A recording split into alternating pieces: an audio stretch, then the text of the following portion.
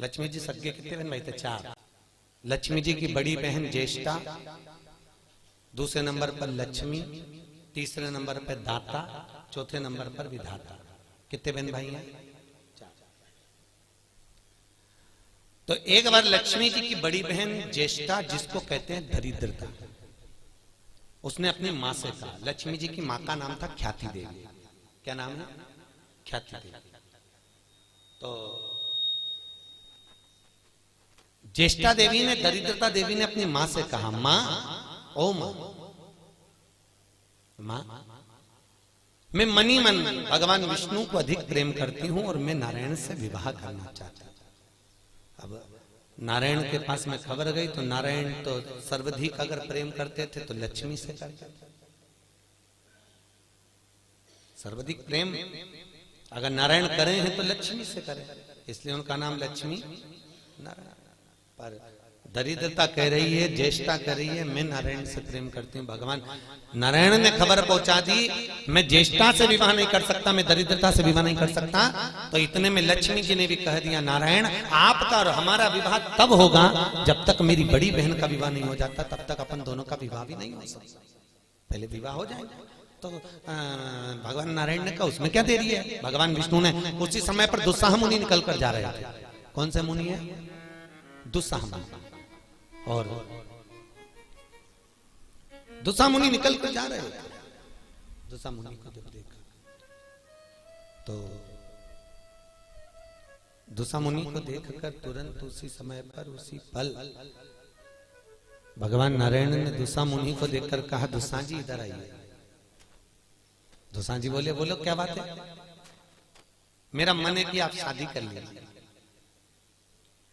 दुस्साह मुनि ने कहा, मैं तो जिंदगी भर कुंवारा रहने वाला हूं, तुम मेरी शादी करा रहा, मैं विवाह नहीं करूंगा। भगवान नारायण ने समझाया, लड़की तो देखो कैसी है, पहले छोरी देखो, इसके बाद विवाह करना नहीं करना तुम्हारे ऊपर है। ठीक है, छोरी देखी। अब देखते सी दुस्साह मुनि ने कहा, ये तो लक्ष्मी जैसी सुंदर है। तो भगवान ने कहा, कर लो विवाह। दुस्साह मुनि ने उस दरिद्रता से विवाह कर लिया और विवाह कर कर दुस्साह मुनि दरिद्रता को लेकर अपने घर जाने लगे। जैसे ही घर में पहुंचने लगे, इतनी देर में तो घर में आवाज आ रही थी, ओम ब्रह्मवे स्वाहा, ओम विष्णवे स्वाहा, ओम इंद्राय स्वाहा, ओम प्रजापते स्वाहा। जैसे ही यज्ञ की आहुतियों की जब आवाज आई तो इतने में तुरंत दरिद्रता देवी तो भागी और भागकर पीपल के पेड़ के नीचे जाकर बैठ गई। दुस्साह मुनि ने कहा, दरिद्रता चलो, ज्येष्ठा ये अपना घर है, तुम्हारा ससुराल, चलो। ज्येष्ठा देवी कहती है, महाराज मैं नहीं जा सकती, पहले या तो यज्ञ बंद करवाओ, पूजन बंद करवाओ, पाठ बंद करवाओ, अनुष्ठान बंद करवाओ, तब मैं तुम्हारे घर में आऊंगी। क्योंकि दरिद्रता उसी के घर में प्रवेश करती है जिसके घर में कभी पूजन पाठ नहीं होता। तो मैं इस घर में जाऊं कैसे? इसके घर में तो पूजन पाठ हो रहा है, मैं नहीं जाऊंगा। भगवान नारायण ने लक्ष्मी जी से विवाह कर लिया। दुस्साह मुनि की पत्नी दरिद्रता पीपल के पेड़ के नीचे रहने लगी।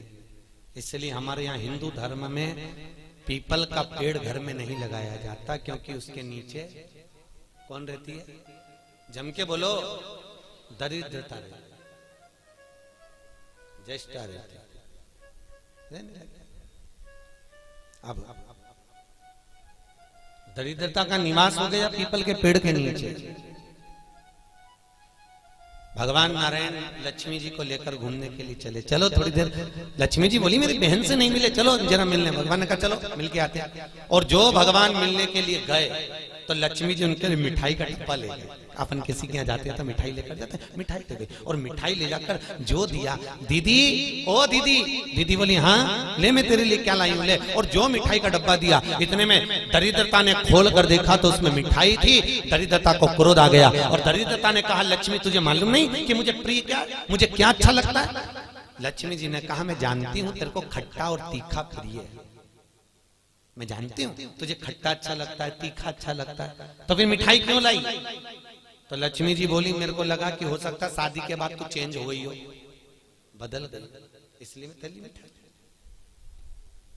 मिठाई का डब्बा उठाकर फेंक दिया दरिद्रता, और दरिद्रता ने फेंका। भगवान नारायण देख रहे थे। लक्ष्मी जी ने कहा, चलें? भगवान विष्णु के चलो, चलिए। ये दरिद्रता को खट्टा और तीखा प्रिय है, और लक्ष्मी को जम के तो बोलो मीठा है। इसलिए हमारे हिंदू धर्म की रीति है, आज भी दुकान के बाहर, घर के बाहर नींबू मिर्ची टांगी जाती है, मिठाई रसगुल्ले नहीं। क्या टांगते हैं? नींबू मिर्ची। और मिठाई कहां रखी जाती है? घर के अंदर। तीखा और खट्टा बाहर और मिठाई अंदर। उसका केवल, कई लोग कहते हैं नींबू मिर्ची इसलिए टांगते हैं नजर नहीं लगे। नजर नहीं, लक्ष्मी और दरिद्रता ये दोनों बहन का नियम है। प्रतिदिन सुबह से लेकर शाम तक ये प्रतिदिन घूमने के लिए निकलती हैं। प्रतिदिन ये इनका काम ही है घूमना, दोनों बहनों का, दरिद्रता और लक्ष्मी का। जब इनको भूख लगती है तो दोनों घर में प्रवेश करना चाहती हैं, और जैसे ही घर में प्रवेश करना चाहती हैं तो जिसके जैसी दोनों चलती हैं तो इतने में दरिद्रता देख लेती है कि मेरा भोजन तो बाहर ही टंगा है, तो दरिद्रता खाकर बाहर की बाहर चली जाती है, और लक्ष्मी मिठाई के चक्कर में अंदर प्रवेश कर जाती है। लक्ष्मी इसलिए आज भी नींबू और मिर्ची, हमारे यहाँ शास्त्र रीति है महाराज, 4 चीजें बेटी की विदाई में नहीं देते। कितनी चीजें? 4। पहली झाड़ू। क्या? झाड़ू। दूसरे नंबर पर चलनी, आटा छानने की चलनी। दूसरे नंबर पर चलनी, तीसरे नंबर पर सुई, और चौथे नंबर पर अचार की बरनी। बेटी की विदाई में नहीं दी जाती। अगर ये 4 चीजें बेटी की विदाई में, माँ बाप ऐसे होते हैं कि कुछ सोचते ही नहीं है, मेरी बेटी जा रही है, रख दे अचार रख दे, तो माँ उन भी इतने प्रेम से अचार की बरनी भर भर के रख देती है। उनको समझाओ, जिसके घर में ये 4 चीजें मायके की चली जाती है, सुई, झाड़ू, चलनी और अचार, उसका घर फूटने में देरी नहीं लगती महाराज, याद रखिए। उसके घर में फूट डले, पति पत्नी में फूट डलेगी, सास बहू में फूट डलेगी, भाई भाई में फूट डलेगी, तो लोग कहते हैं अच्छा खासा परिवार था, जब से बहू आई तब से घर में ऐसा उपद्रव मच रहा। उपद्रव क्यों मच रहा है? उसका कारण है क्योंकि तुम उसके घर का अचार खा गए। वो बनवा के लिए ही हो, तुमने खा लिया। और अभी भी कह रहे हो हमारी बहू की माँ बहुत अच्छा अचार बनाती है, तो मंगवा लो, जा और मंगवा लो, खा। महाराज पहले बेटी की विदाई में भेजते थे बड़ी, पापड़, और पहली विदाई में बेटी के भेजते थे बेटी के साथ में मैदे की पूड़ी, एक डलिया में कपड़े में बांधकर। उसमें ना तो नमक डलता था ना उसमें शक्कर डलती थी। क्यों? क्योंकि वो बेटी के विदाई में मैदे की पूड़ी इसलिए दी जाती थी कि हमने ये पूड़ी एकदम फीकी भेजी है, अब चाहे तुम इसमें नमक डालो चाहे इसमें शक्कर डालो, हमने तो हमारी बेटी को तुम्हें दे दिया, एकदम सीधी मैदे की पूड़ी की तरह भेजी है। अब तुम इसमें चाहे कपट भरो चाहे प्रेम भरो, तुम्हारी मर्जी, हमने तो दे दी। कन्यादान करे और हम फिरी, हमें कहीं हमने तो देना था, दे दे।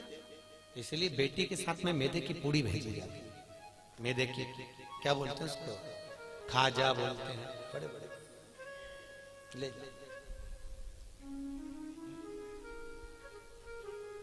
खट्टा तीखा नहीं देते। अब तो पहले तो ब्राह्मण की थाली में भी खट्टा नहीं परोसा जाता था, और तीखा भी, मिर्ची भी इतनी नहीं डालते थे कि ब्राह्मण की थाली में तीखा। आज के जमाने में तो पंडित लोग ही कह देते लाओ जरा अचार हो तो लिया बनी का।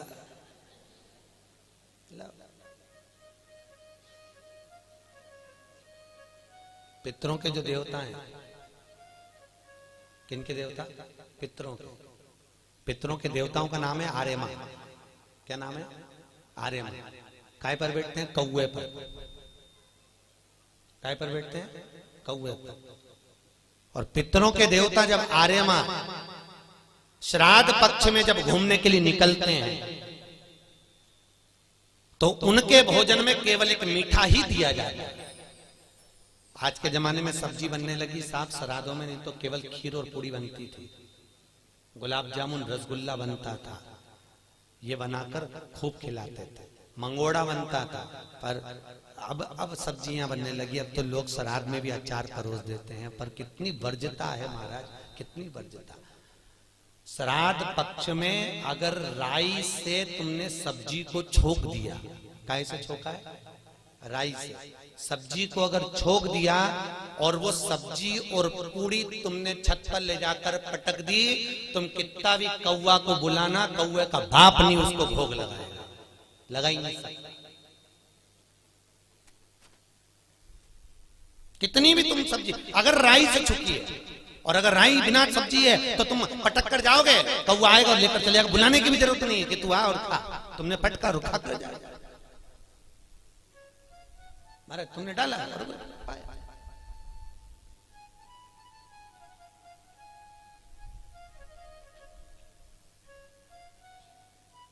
उसको।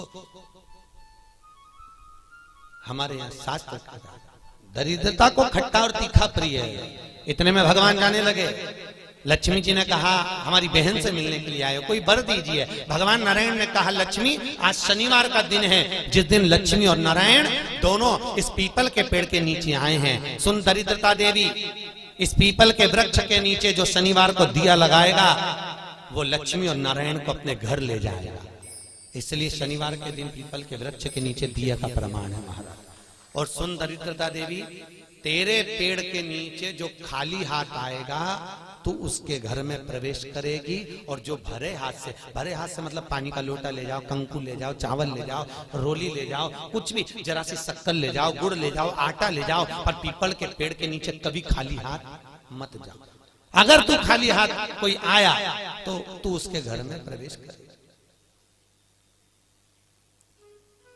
दरिद्रता देवी बोली ये तो तूने अपने अपने मन की बात कर ली लक्ष्मी, मेरा क्या पीपल के वृक्ष के नीचे। इतने में तुरंत भगवान बोले तू बोल तुझे क्या चाहिए।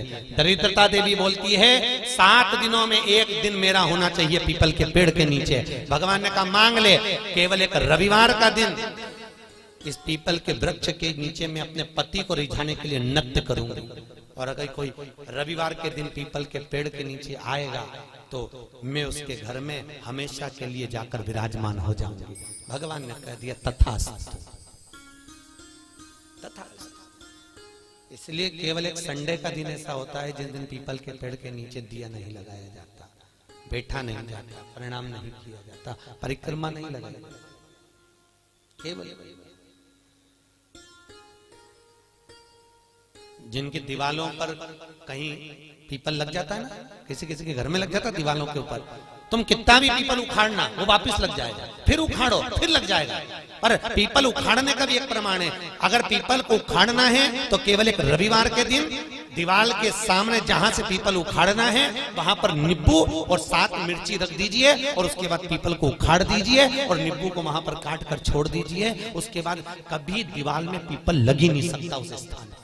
अगर एक बार आपने उखाड़ा और उसके बाद नींबू मिर्ची मार दिया, क्योंकि वो खाकर अपना भाग ग्रहण कर कर दरिद्रता चली जाती है, उसके बाद पीपल वहां नहीं लग सकता।